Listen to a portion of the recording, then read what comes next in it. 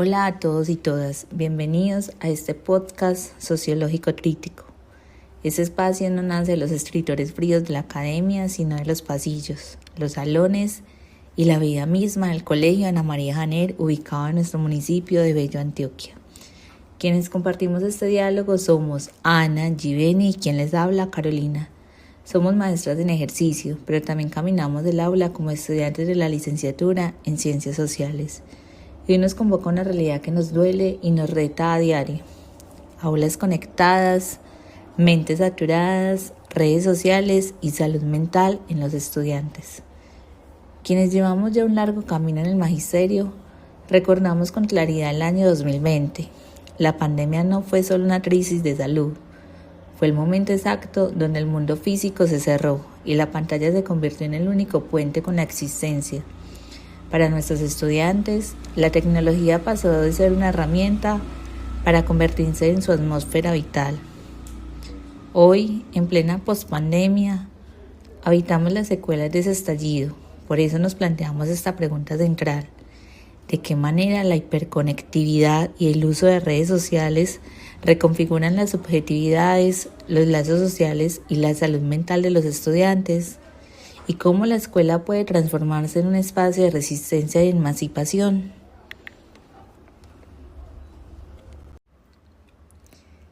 Para intentar responder esto, estamos obligados a limpiar nuestra mirada y usar la sociología como un lente para leer la realidad. El sociólogo Anthony Giddens nos enseñó que la sociología sirve para cuestionar aquello que la sociedad asume como normal o natural. El sentido común, ese que escuchamos en las salas de profes o en las reuniones de padres, tienden a juzgar la adicción a las pantallas y la depresión juvenil como un problema individual. Se dice que es falta de voluntad, debilidad de carácter o simple rebeldía. Pero la sociología rompe con esa mirada reduccionista. El malestar emocional de nuestros estudiantes no es un fallo psicológico aislado, es el síntoma de una modernidad tardía que corre demasiado rápido, que mercantiliza la atención y que aísla a los sujetos mientras les vende la ilusión de estar hiperconectados. Como caso 1, quiero traer a esta mesa lo que veo cada mañana al iniciar la primera hora de clase en el colegio. Vemos rostros pálidos, cabezas apoyadas en los pupitres, ojos enrojecidos. No es pereza. Al conversar con ellos, descubres que pasaron la madrugada entera en un trance digital, saltando de video en video en TikTok, buscando un estímulo que nunca sacia. Aquí vemos cómo el ser humano es un sujeto social, cultural e histórico. Esos jóvenes de Bello no eligen voluntariamente el agotamiento. Sus subjetividades están siendo moldeadas por una cultura digital histórica que ha colonizado sus tiempos de descanso y sus formas de experimentar el mundo. La saturación mental con la que entran al salón de clases es el reflejo de un contexto social que les exige estar vigentes en la virtualidad a costa de su propia tranquilidad. Como docentes, ver este desgaste diario nos fractura, nos obliga a pensar. Con esto le doy paso a mi colega Ana para continuar con este hilo. Gracias, Caro. Recibo tus palabras con profunda sintonía porque esa saturación que describes se manifiesta también en la urgencia del reconocimiento. Quiero compartir el caso 2, una vivencia que atiendo con alarmante frecuencia en los espacios de la orientación y en los descansos del Colegio Ana María Janer, es la dependencia absoluta al like y a la validación digital. He escuchado a niñas y jóvenes del colegio expresar una profunda angustia, un vacío en el pecho, porque una fotografía o un video publicado en sus perfiles no alcanzó el número de interacciones que la norma social virtual lo exige. Se sienten invisibles, se perciben como fracasados. La ansiedad no surge por un peligro real, sino por esa ausencia de un clic en las pantallas. El aula se nos está llenando de estudiantes con el autoestima fragmentada, cuyas mentes están atrapadas en una constante autoevaluación digital que destruye su salud mental en el anonimato de sus habitaciones. Como maestras de ciencias sociales, este dolor escolar lo leemos desde el legado de Paulo Freire. Las lógicas del algoritmo no son inocentes, operan hoy como sutiles, pero poderosos mecanismos de opresión. Así como en el siglo XX Freire denunciaba la educación bancaria que domesticaba las mentes, hoy asistimos a una domesticación digital. Las redes sumergen a nuestros estudiantes en una nueva cultura del silencio, donde pierden su capacidad de agencia, dejando de ser sujetos de su propia historia para convertirse en consumidores pasivos de realidades distorsionadas. Freire nos confronta directamente en nuestra práctica diaria, donde la educación no puede ser un acto neutral frente a la opresión, sino la mente del estudiante está alineada y saturada por el mercado digital. La escuela tiene el deber ético de propiciar la concienciación crítica. No resolvemos nada con la prohibición autoritaria del celular de forma generalizada en el aula, porque el autoritarismo solo genera más resistencia y no transforma el pensamiento. Nuestra tarea como docentes es educar para la emancipación. Debemos construir un diálogo pedagógico que permita al estudiante transitar de esa conciencia ingenua que ve en las redes sociales un simple juego inofensivo hacia una conciencia crítica, capaz de descifrar los hilos económicos y políticos que buscan controlar sus emociones y saturar su salud mental. Solo cuando el estudiante comprende cómo funciona el mecanismo que lo atrapa, puede empezar a ser verdaderamente libre. Giveni, te escuchamos para profundizar en estas estructuras y dar cierre a nuestro análisis. Gracias, Ana. Escuchándolas, reafirmo que el desafío que enfrentamos en nuestro colegio es estructural.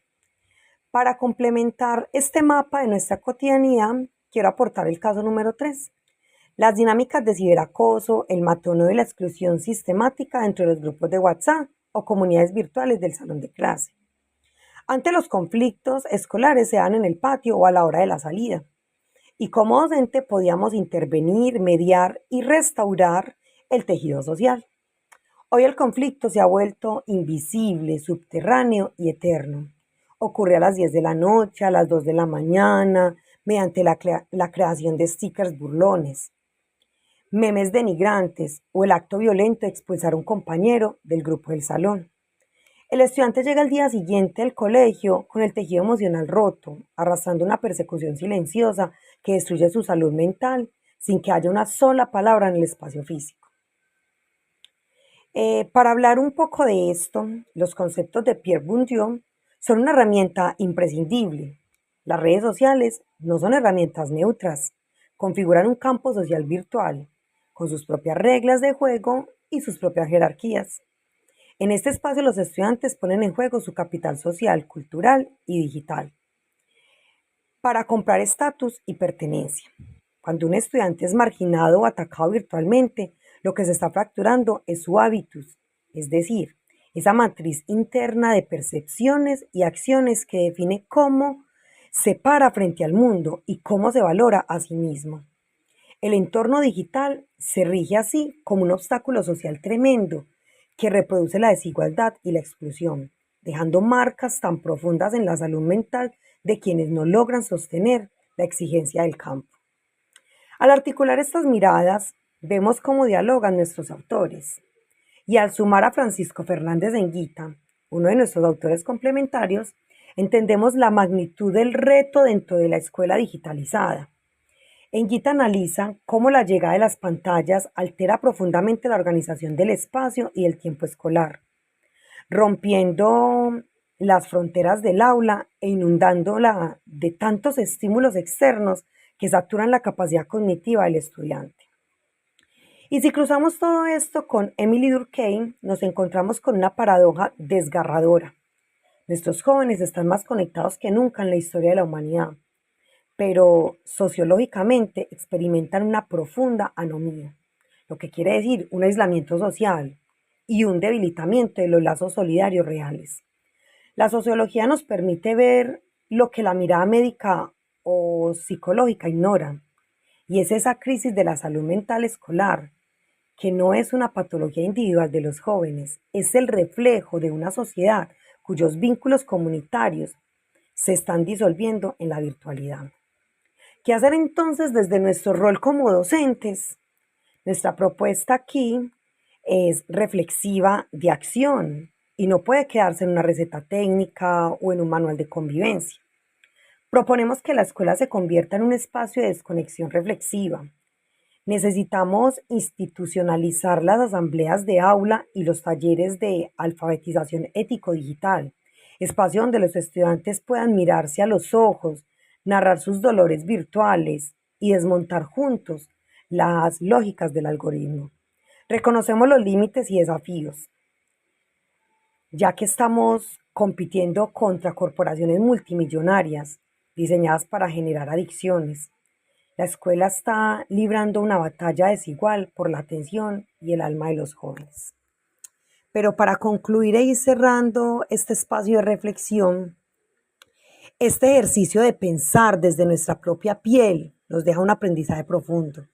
Como maestras del Colegio Ana María Janer y futuras licenciadas en Ciencias Sociales, reafirmamos que la sociología no se escribe para que descansen las bibliotecas. Pensar sociológicamente es, en esencia, el primer paso para actuar con libertad. Solo cuando somos capaces de nombrar y comprender las fuerzas estructurales que saturan las mentes de nuestros estudiantes, podemos empezar a sembrar en ellos la semilla de la resistencia, enseñándoles que la verdadera libertad hoy consiste en tener el poder de apagar la pantalla para encender el pensamiento crítico. Muchas gracias por acompañarnos en este espacio de reflexión.